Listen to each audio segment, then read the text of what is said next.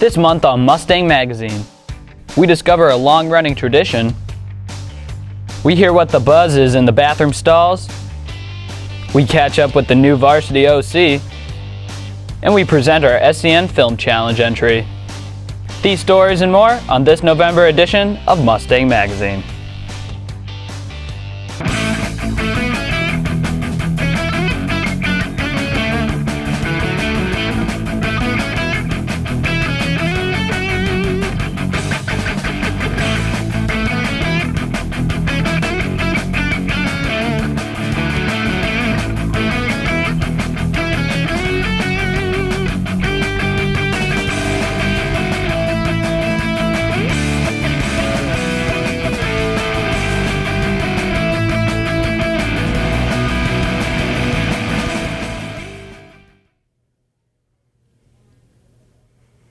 Hello and welcome to Mustang Magazine. I'm Thomas Guerreri. And I'm Alessandra Varon.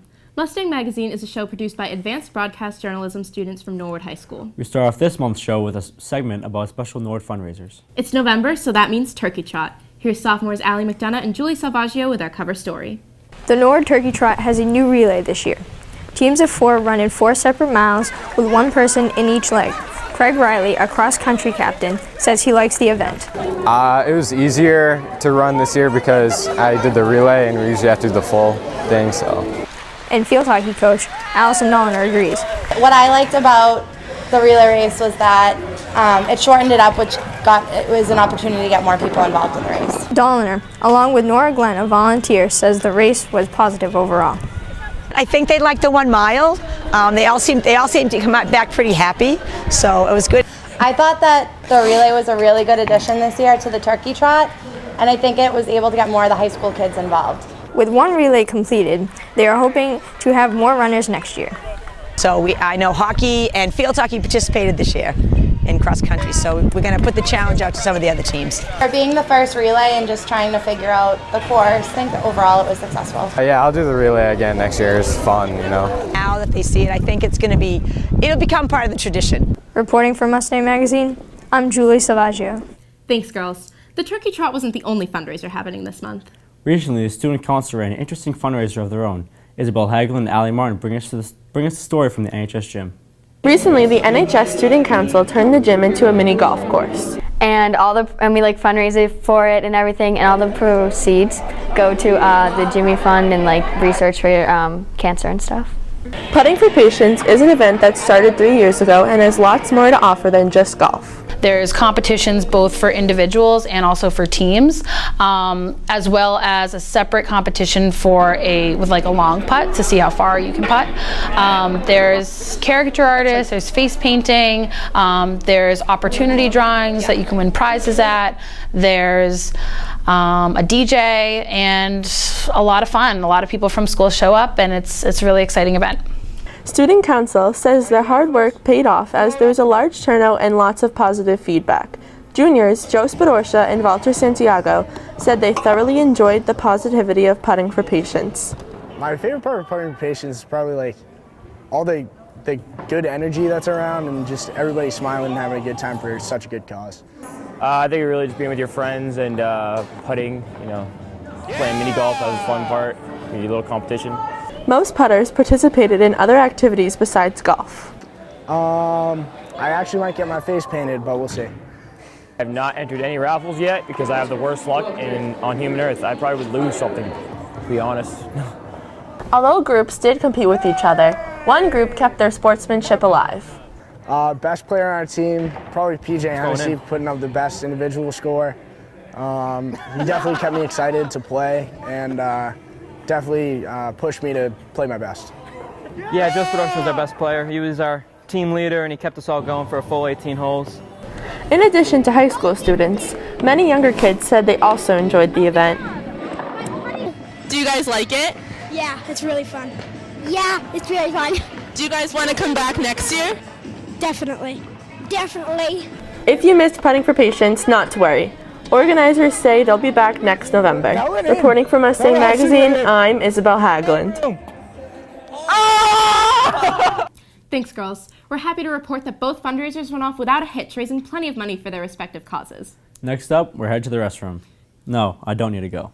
But there's some great reading material in there. Juniors Calvin Meyer and Mark Dunn tell us more. If you're using the restroom during class time, you're now getting more than just a pee break. Thanks to a new communication strategy by the guidance department, students are now being more informed about school events and activities. It's like the highlight of my day sometimes. I come into the bathroom and I read the Star Street Journal. The Salt Street Journal, appropriately named by guidance director Kristen McDonald, is now a fixture in all restrooms throughout the school. With a new edition each month, she says it's the perfect way to get the message out. The Salt Street Journal is an overview of some of the things that are going on during that specific month. And then to make it a little bit more reader-friendly, we throw in some trivia and just some fun facts and things like that. And according to McDonald, the project has been a success so far, adding that guidance has enjoyed creating it. We're better than in the stall where no one can do anything but look at that piece of paper. You know, I think people get a kick out of some of the things that we try to put in there to lighten it up a little bit. Senior PJ Hennessy says he gets a lot out of the information from the journal. I'm definitely a mega fan of the Star Street Journal.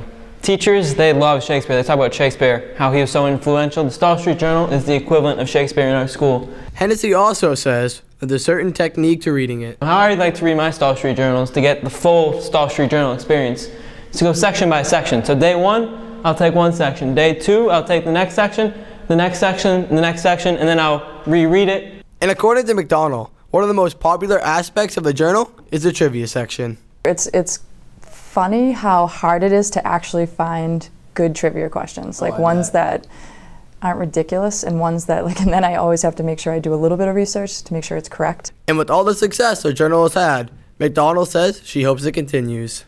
You know, I think it's been effective so far. I think the rest of my department likes doing it and coming up with things. This is amazing. So next time you're using the restroom, look up and check out the Salt Street Journal. Reporting from Mustang Magazine, I'm Mark Dunn. Thanks guys, I always enjoy some great trivia. Now let's head over to the library for this next story. Recently, students have been meeting with the library ladies during their lunch period as part of a new club. Rachel McCracken and Grace Gillis report. Library Lunch Book Club is a club ran by Mrs. Bradley and Miss Goss. So we meet every lunch period and we talk about a particular book that we've picked out for that month. So everybody can bring their lunch and we provide dessert. There's a wide range of books Library Lunch Book Club covers. Basically, we've run the gamut of every kind of book. We've done like dystopian society, we did autobiography, we've done humor, we've done graphic novels. The club meets at a time that is good for all readers. We try and meet once a month. Last year it was like every 6 weeks, just the way the schedule fell and how fast people can read books. But there are also benefits to joining this club. Also, you get to meet other students, talk to other faculty.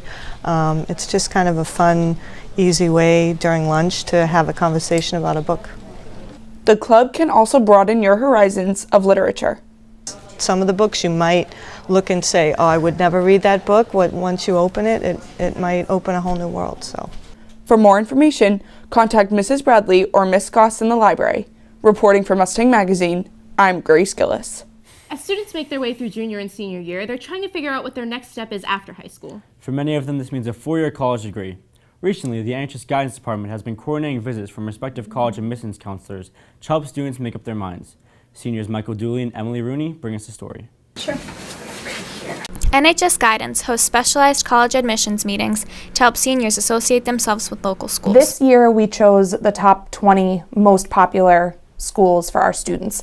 Obviously class time is extremely important, so we want to try to make sure that the colleges that are coming are appropriate and are ones that our students are really interested in. NHS Guidance Counselor Mrs. Cartland says they're a unique opportunity to get to know local schools. How to kind of give students an edge, also answer any questions that the students may have, the seniors, in terms of the application process, what types of majors they offer, and basically just general question and answer info sessions, so it's really helpful. The chance to get to know admissions representatives gives students an advantage when applying to schools. So the representatives that come in are oftentimes the admission reps for Norwood High, which means that person is going to be the first person to see the student's application packet.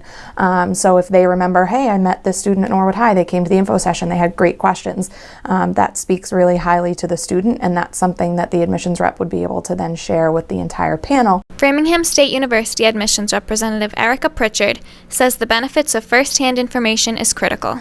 We really are the experts on the college, and while they can get a lot of feedback from their peers and family members who maybe have attended the school or know someone who did, it's good for them to speak with us because we're the ones who are going to be reading their application, making the admissions decision. We can really help advise them on the admission standards. What are we looking for in an applicant? Because we work with different departments on campus to make sure we can provide the most accurate and updated information. Take advantage of it. I think, listen to the news and find out when colleges are coming in, and if you can make it that day, it's a great way to get some good information and to get some FaceTime with that admissions rep, but also visiting colleges. Like if you ever miss out on a visit and you're looking for info, come down and speak to your counselor, because we usually get extra handouts that we can give you or kind of help you get connected to that rep one way or another. Good luck, seniors. Reporting for Mustang Magazine, I'm Emily Rooney. That personalized one-on-one attention. Thanks, guys. Planning on what to do after high school can be stressful for students. Some, that means college-bound, others the military. But for my older brother, those weren't great options. Recently, I caught up with the 2016 grad at a local trade school as he pursues his career as an electrician. NHS alumni John Guerreri is learning to become an electrician, but his journey didn't always start out that way. After graduation, I went to Westfield undeclared, and after the first 2 semesters, I kind of realized that there was nothing really for me, and I kind of just needed to find something else to do because I knew school wasn't for me. John now attends the Leo Martin Electrical School. I looked into where to take classes, and I found a school right in Norwood. It's over by Monkey Sports. The classes are long, but the teacher always finds a good way to keep you engaged during the class.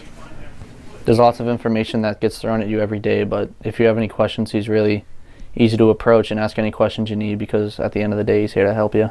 He says the most difficult part about this process was telling his parents. I wasn't sure how she was going to react.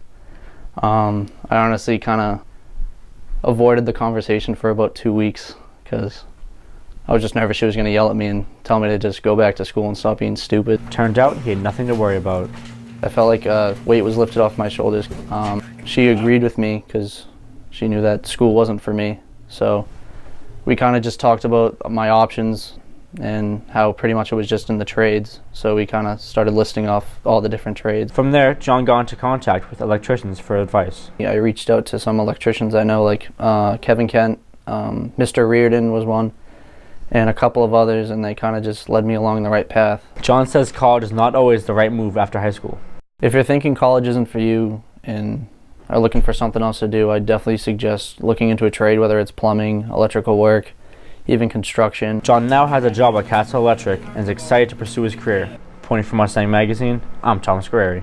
Good luck to John as he finishes his electrician's license. Now it's time to change things up a bit and talk some sports. This month, the varsity football team squared off with arch rival Dedham High School for the annual Thanksgiving game, and they did this with a new offensive coordinator, but he's no stranger to NHS football. Juniors Aiden Mulligan and Kevin Curtis introduced us to NHS coach Bobby Conrad. You might have recognized a familiar face on the sidelines at football games this season. Coach Bobby Conrad has returned after a 16-year absence, and he has come to change the culture. It's exciting. We were here for a lot of years before and had a lot of fun here, so I'm excited to be part of the Mustang tradition. It's good to be back. Conrad returns with a legacy that he hopes to use to his advantage.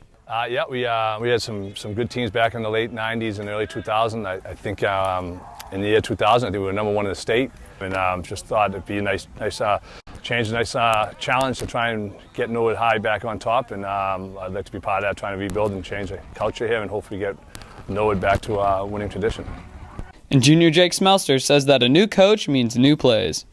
This year is a lot of different, more spread out, different emotions. So it was hard to learn at first, but now that we got it going, it's pretty easy. Now we're just adding stuff and making connections and making plays. But personally, Smelser says that the transition of a new coach isn't too tough. I wouldn't say it's tough at all. I mean, for me personally, it was pretty easy because I know Coach Conrad personally from lacrosse. I played with his son in the summer, so now I know him. I knew him from that, so it was pretty easy getting to know him as a coach. I mean, growing up playing youth, you get a new coach every year, so it was nothing crazy.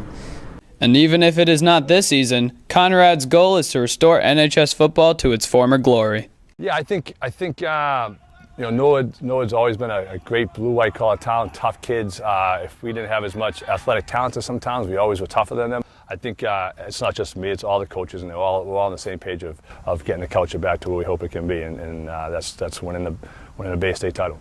Jake Smeltzer agrees bringing Coach Conrad back was for the better. I think bringing Coach Conrad back, brings this new culture, you know what I'm saying? We're bringing this new culture to Norwood High, Norwood football.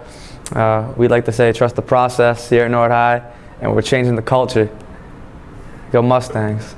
So now that Coach Bobby Conrad is back, maybe Norwood football can change for the better. Reporting for Mustang Magazine, I'm Aiden Mulligan.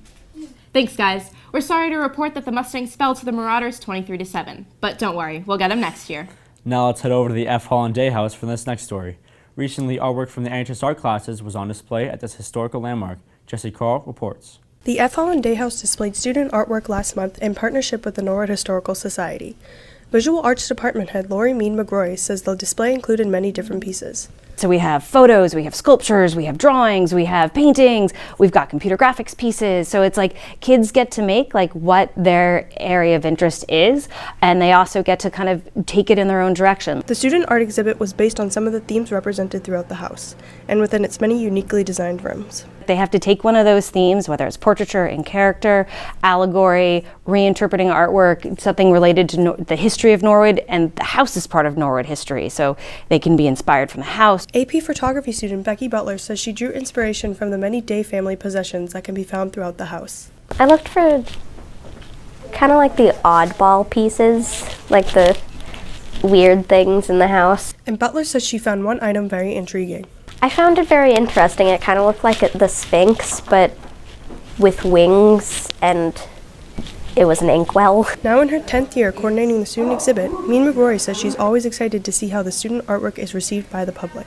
We have these like things that people don't necessarily see when they walk through the house, and the students kind of create a focus for people to look through. Every year there's like, oh, I never saw that in the house before. It's something new and different. The student exhibit was from November 3rd to 5th, but it will be back next year. Until then, the F. Holland Day House is open for tours by appointment only.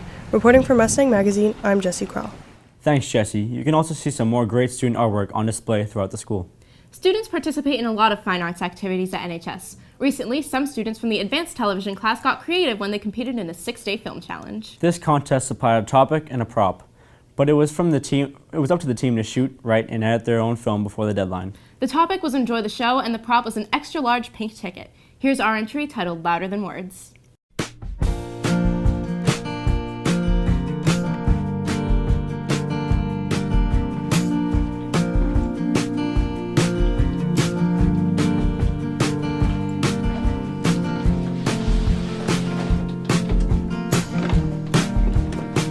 Hey, so I know we haven't really talked that much, but I've seen you around school a lot. You seem pretty cool, and I know we don't really talk, but I was wondering if you want to like hang out sometime.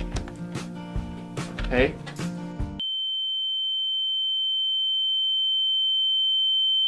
You could at least have the decency to say no.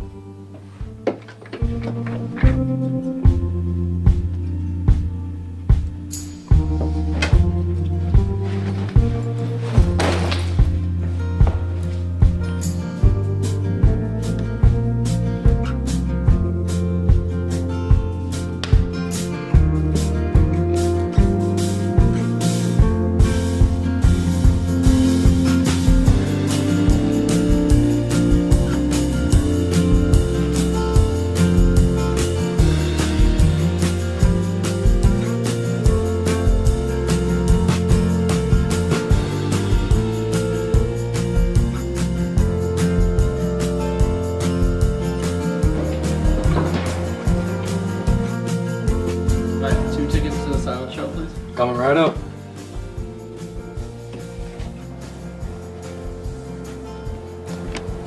Enjoy the show. Thank you.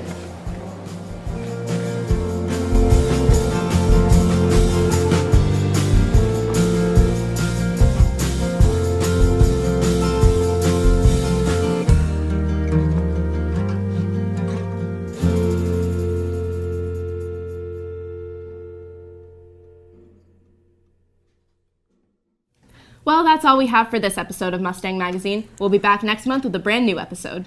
Until then, be sure to check us out on Mustang.media or hit us up on Facebook, Twitter, Instagram, or Snapchat. Signing off for this month, I'm Thomas Guerreri. And I'm Alessandra Varan. See ya!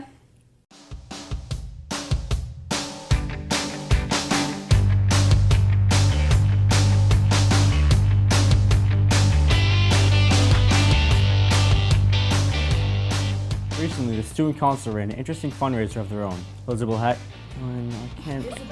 I know. What am I saying? You said Elizabeth. Juniors Calvin Meyer and Mark John tell us more. Tell us more. Tony, that was so funny. What was that? I always go. I was like a robot. I go no. You're always like no. Next up, we're headed to the restroom. No, I don't need to go, but there's some great reading material. Oh, damn! One more time. You're not there. All right, now we are. Nope, too far. Too far. Go. Stop. It was the Isabel. That was awesome. Okay, we're done. Cool. Are we actually? Are we done, or are you just done with that section? Stop saying we're done if we're not done. You're done. Alrighty, thank God.